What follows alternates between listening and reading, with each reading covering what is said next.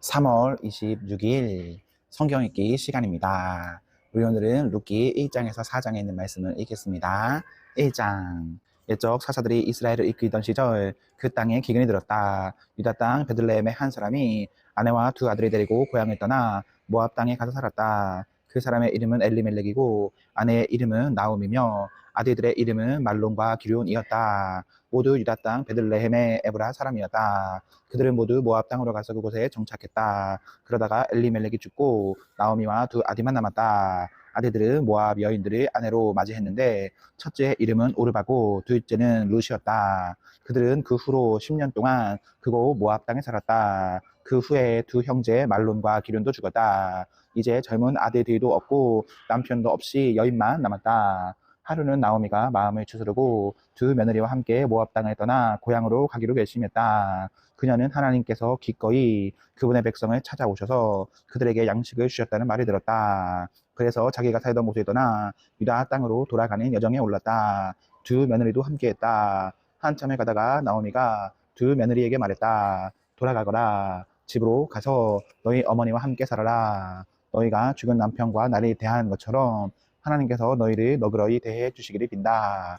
하나님께서 너희에게 각각 새 가정과 새 남편을 주시기를 빈다. 그녀가 그들에게 입을 맞추자 그들은 소리내어 울었다. 그들이 말했다. 아닙니다. 우리도 어머니와 함께 어머니의 백성에게로 돌아가겠습니다. 그러나 나오미는 단호했다. 내 사랑하는 딸들아 돌아가거라. 너희가 어째서 나와 함께 가려고 하느냐? 내가 아직 태중에 너희 남편이 될 아들들을 가질 수 있다고 보느냐? 사랑하는 딸들아 돌아가거라. 부디 너희 길로 가거라. 나는 너무 늙어서 남편을 얻을 수 없다. 내가 아직 희망이 있다 말하고 당장 오늘 밤에 남자를 얻어 아들을 잉태한다고 한들 그들이 자랄 때까지 너희가 잠자코 기다릴 수 있겠느냐? 너희가 다시 결혼할 그때까지 언제고 기다릴 셈이냐? 아니다. 사랑하는 딸들아, 이것은 내가 감당하기에 너무 힘든 일이다. 하나님께서 나를 세게 치셨구나. 다시 그들은 소리내어 울었다. 오르바는 시어머니에게 입 맞추고 작별했으나 룻은 나오미를 부둥켜 안고 놓지 않았다. 나오미가 말했다. 봐라. 내 동서는 자기 백성과 그 신들과 함께 살려고 집으로 돌아갔다. 너도 함께 가거라. 그러자 룻이 대답했다. 제게 어머니를 떠나라. 집으로 돌아가라 하지 마십시오. 어머니가 가시는 곳으로 저도 가고 어머니가 사시는 곳에서 저도 살겠습니다. 어머니의 백성이 저의 백성이고 어머니의 하나님이 저의 하나님입니다. 어머니가 죽으시는 곳에서 저도 죽어 거기 묻히겠습니다. 그러니 하나님, 죽음조차도 우리 사이를 갈라놓지 못하도록 저를 도와주십시오. 나오미는 룻이 자기와 함께 가기로 마음을 단단히 굳힌 것을 보고 더 이상 말리지 않았다. 그래서 두 사람은 함께 베들레헴으로 갔다. 그들이 베들레헴에 이르자 온 성이 술렁이기 시작했다. 이 사람이 정말 우리가 아는 나오미인가? 그 세월이 다 보내고 돌아갔구나. 나오미가 말했다. 나를 나오미라고 부르지 말고 쓴맛이라고 부르십시오. 강하신 분께서 나를 쓰라리게 치셨습니다. 내가 여기를 떠날 때는 살림이 넉넉했지만 하나님께서 나를 다시 데려오실 때는 몸에 걸친 이 옷가지밖에 남기신 게 없습니다. 그대들은 어찌하여 나를 나오미라고 부릅니까? 하나님께서는 절대 그렇게 부르지 않으십니다. 강하신 분이 나를 불행하게 하셨습니다. 이렇게 하여 나오미는 이방인 룻과 함께 모압 땅에서 돌아왔다. 그들이 베들레헴에 도착한 때는 보리 추수가 시작될 무렵이었다. 2장. 마침 나오미에게 남편 쪽으로 친척이 하나 있었는데 엘리멜렉 집안과 관계된 유력하고 부유한 사람이었다. 그의 이름은 보아스였다. 하루는 모압 여인 룻이 나오미에게 말했다. 일을 해야겠습니다. 나가서 추수하는 사람 중에 누군가가 저를 친절히 대해주면 그 사람을 뒤따라가며 곡식단 사이에서 이삭을 죽겠습니다. 나오미가 말했다. 그렇게 해라. 사랑하는 딸아. 그리하여 룻은 밭으로 나가 추수하는 사람들 뒤를 따라가며 이삭을 줍기 시작했다. 마침내 롯은 자신의 시아버지인 엘리멜렉의 친척 보아스 소유의 밭에 이르렀다. 얼마 후에 보아스가 베들레헴에서 왔다. 그는 추수하는 일꾼들에게 하나님께서 자네들과 함께 하시기를 비네 하고 인사했다. 그들도 하나님께서 주인에게 복 주시기를 빕니다 하고 응답했다. 보아스가 농장 일꾼들을 맡은 젊은 종에게 물었다. 저 젊은 여인은 누구인가? 어디서 온 사람인가? 그 종이 말했다. 모압 땅에서 나오미와 함께 온 모압 여인입니다. 저 여인이 추수하는 사람들 뒤를 따라가며 곡식단 사이에서 이삭을 죽게 해주십시오 하고 승낙을 구했습니다. 이른 아침부터 지금까지 잠시도 쉬지 않고 여태 일하고 있습니다. 그러자 보아스가 룻에게 말했다. 내 딸이여 들으시오. 이제부터는 다른 밭으로 이삭을 주우러 가지 말고 여기 이 밭에 있으시오. 내 밭에서 일하는 젊은 여인들 곁에 있으면서 그들이 어디서 추수하는지 잘 보고 그들이 따라가시오. 아무것도 걱정할 것 없소. 내가 내 종들에게 그들을 괴롭히지 말라고 지시해 두었소. 목마르거든 가서 종들이 길어온 물통에서 얼마든지 물을 마시도록 하시오. 룻은 무릎을 꿇고 얼굴을 땅에 대며 절했다. 어찌하여 저를 따로 지명하여 이렇게 친절히 대해 주시는지요? 저는 한낱 이방 여인에 불과합니다. 보아스가 룻에게 대답했다. 그대에 관한 이야기를 내가 다 들었소. 그대의 시아버지가 돌아가신 뒤로 그대가 시어머니를 어떻게 대했으며 또 어떻게 그대의 부모와 그대가 태어난 땅을 떠나 낯선 사람들 틈에 살려고 왔는지도 들었소. 그대가 한 일에 대해 하나님께서 갚아주실 것이요. 그대가 하나님의 날개 아래 보호를 받고자 왔으니 그분께서 그대에게 후히 갚아주실 것이요. 룻이 말했다. 어르신, 저는 이런 은혜와 자비를 받을 자격이 없습니다. 당신은 제 마음에 감동을 주셨고 저를 한 가족처럼 대해주셨습니다. 제가 이곳 사람이 아닌데도 말입니다. 점심시간이 되어 쉴 때에 보아스가 룻에게 말했다. 이쪽으로 와서 빵을 좀 드시지요. 포도주에 찍어 드시지요. 룻은 추수하는 사람들 틈에 끼었다. 보아스가 볶은 곡식을 룻에게 건네주니 룻이 배불리 먹고도 음식이 남았다. 룻이 일어나서 다시 일하러 가자 보아스가 종들에게 말했다. 저 여인이 바닥에 곡식이 많이 남아 있는 데서 죽게 해주게. 너그러이 대해서 아예 실한 것들이 좀 뽑아서 저 여인이 죽도록 흘려주게. 특별히 배려해 주게나. 룻은 저녁 때까지 밭에서 이삭을 주었다. 모은 이삭에서 나를 떨고 보니 보릿자루가 거의 가득 찰 정도였다. 룻은 주운 이삭을 모아 성읍으로 돌아가서 그날 일의 결과를 시어머니에게 보였다. 그리고 점심때 먹고 남은 음식도 드렸다. 나오미가 룻에게 물었다. 오늘 누구의 밭에서 이삭을 주었느냐? 너를 이렇게 잘 돌봐준 사람이 누구이든 하나님께서 복 주시기를 빈다. 룻이 시어머니에게 말했다. 오늘 제가 일한 밭의 주인 말인가요? 그의 이름은 보아스입니다. 나오미가 며느리에게 말했다. 하나님께서 그 사람에게 복 주시기를 빈다. 하나님께서 아직까지 우리를 버리지 않으셨구나.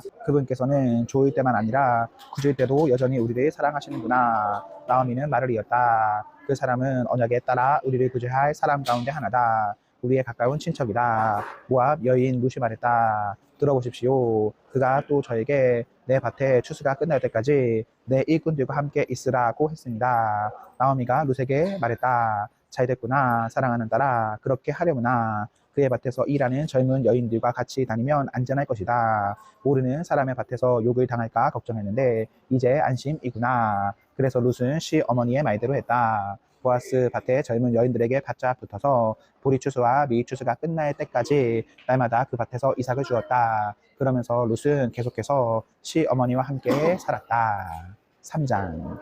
하루는 시어머니 나오미가 룻에게 말했다. 내 사랑하는 딸아, 이제 내가 행복하게 살 수 있도록 너에게 좋은 가정을 찾아주어야겠다. 게다가 내가 여태 함께 일했던 그 젊은 여인들의 주인인 보아스는 우리의 가까운 친척이 아니더냐. 우리가 행동을 취할 때가 온 것 같다. 오늘 밤은 보아스가 타작 마당에서 보리를 거두어 드리는 밤이다. 목욕을 하고 향수도 좀 바르거라. 옷을 잘 차려입고 타작 마당으로 가거라. 그러나 잔치가 한창 무르익어 그가 배불리 먹고 마실 때까지는 내가 왔다는 사실을 그에게 알려서는 안 된다. 그가 자려고 자리를 뜨는 게 보이거든. 너는 그가 눕는 곳을 잘 보아 두었다가 그리로 가서 너를 배우자로 삼아도 좋다는 것을 알도록 그의 발치에 누워라. 기다리고 있으면 그가 내가 해야 할 일을 일러줄 것이다. 룻이 말했다. 어머니께서 말씀하시니 그 말씀대로 하겠습니다. 룻은 타작 마당으로 내려가 시어머니의 계획대로 했다. 보아스가 배불리 먹고 마시며 즐거운 시간을 보냈다. 그는 기분이 아주 좋았다. 그러다가 잠을 자려고 빠져나와 보리단 끝으로 가서 누웠다. 룻도 조용히 그를 따라가 누웠는데 그것은 자신이 그의 배우자가 되어도 좋다는 표시였다. 한밤중에 보아스가 깜짝 놀라 일어났다. 놀랍게도 그의 발치에서 한 여인이 자고 있었다. 그가 말했다. 누구요? 룻이 말했다. 저는 당신의 종 룻입니다. 저를 당신의 날개 아래 보호해 주십시오. 아시는 것처럼 당신은 저의 가까운 친척으로 언약에 따라 저를 구제할 이들 가운데 한 분입니다. 저와 결혼할 권리가 당신에게 있습니다. 보아스가 말했다. 하나님께서 그대에게 복 주시기를 비오. 내 사랑하는 그대여. 참으로 놀라운 사랑의 표현이구려. 또한 그대 정도라면 주변의 젊은 사람들 가운데서 누구나 고를 수 있었는데도 그렇게 하지 않았구려. 사랑하는 그대여, 이제 아무것도 걱정하지 마시오. 그대가 원하거나 청하는 일이라면 내가 무엇이든 하겠소. 그대가 얼마나 용기 있는 여인이며 귀한 보배인지 온 성읍 사람들이 다 알고 있소. 그대의 말대로 나는 그대의 가까운 친척이 맞지만 나보다 더 가까운 친척이 한 사람 있소. 그러니 날이 셀 때까지 여기 있으시오. 내일 아침에 그가 언약에 따라 구제할 수 있는 가장 가까운 친척으로서 관습상 자기 권리와 책임을 다하고자 한다면 그에게 기회가 돌아갈 것이요. 그러나 그가 관심이 없다면 하나님께서 살아계심을 두고 맹세하는데 내가 당신을 거두겠소. 이제 아침에 올 때까지 눈 좀 붙이도록 하시오. 룻은 새벽까지 그의 발치에서 자다가 사람들이 눈에 띄지 않도록 아직 어두울 때에 일어났다. 그러자 보아스도 룻이 타작 마당에 왔었다는 것을 아무도 알아서는 안 된다고 혼자 말을 했다. 보아스가 말했다. 그대의 어깨에 걸친 옷을 가져와서 펴보시오.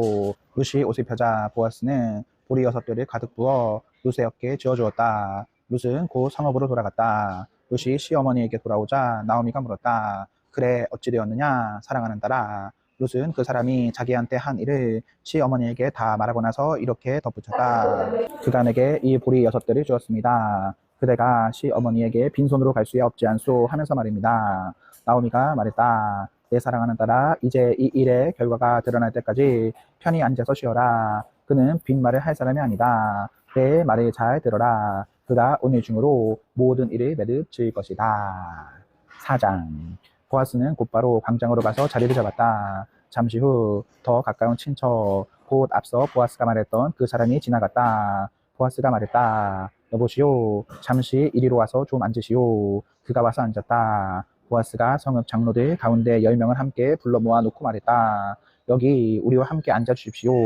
우리가 처리해야 할 일이 있습니다. 그들이 와서 앉았다. 보아스가 친척에게 말했다. 우리 친척 엘리멜렉에게 속한 토지를 얼마 전에 모압 땅에서 돌아온 그의 과부 나오미가 팔고자 하오. 그대도 알아야 된다는 생각이 들었소. 원한다면 그대가 그 땅을 되사시오. 여기 앉아있는 사람들과 성읍 장로들 앞에서 공식적으로 처리하면 될 것이요. 우선적으로 구제할 권리가 그대에게 있소. 그대가 원하지 않으면 내게 말하시오. 그러면 내가 알아서 하겠소. 순서상 그대가 먼저고 나는 그 다음이요. 그러자 그가 내가 사겠소 하고 말했다. 이에 보아스가 덧붙였다. 그대도 알다시피 그대가 나오미한테서 그 밭을 살 때는 우리 죽은 친척의 과부인 모압 사람 룻도 함께 취해야 하고 구제하는 자로서 그 여인과의 사이에 자녀를 낳아 그 집의 유산을 물려받게도 해야 하고. 그러자 그 친척이 말했다. 아, 그건 못하겠소. 자칫하면 내 집의 유산이 위태로워질 테니 말이오. 그냥 그대가 사시오. 나는 못하겠으니 내 권리를 그대한테 넘기겠소.